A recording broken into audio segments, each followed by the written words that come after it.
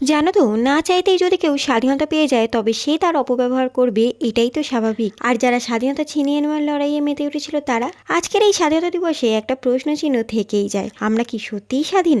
Hi hello নমস্কার, আমি প্রিয়া। আজকে 15ই আগস্ট স্বাধীনতা দিবসে স্বাধীনভাবে কিছু বলতে চাই। তার আগে বলো তো দেখি, আজ কততম স্বাধীনতা দিবস? হিসাব হলো? থাক থাক, আর হিসাব করতে হবে না, আমি বলে দিচ্ছি 80তম স্বাধীনতা দিবস। একটু আগে বললাম না স্বাধীনভাবে কিছু বলতে চাই, কিন্তু বলতে পারবো না।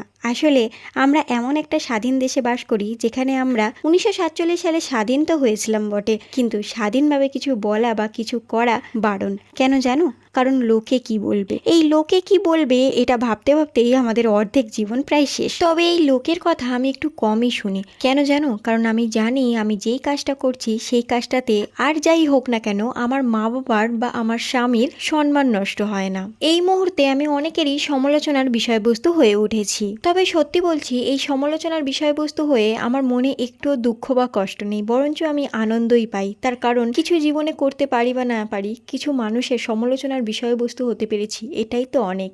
ও হ্যাঁ, একটা কথা, 15ই আগস্টের পর 16ই আগস্ট আবার যেন আমাদের জাতীয় পতাকাটিকে এখানে ওখানে কোথাও ফেলে রেখো না। Happy independence day.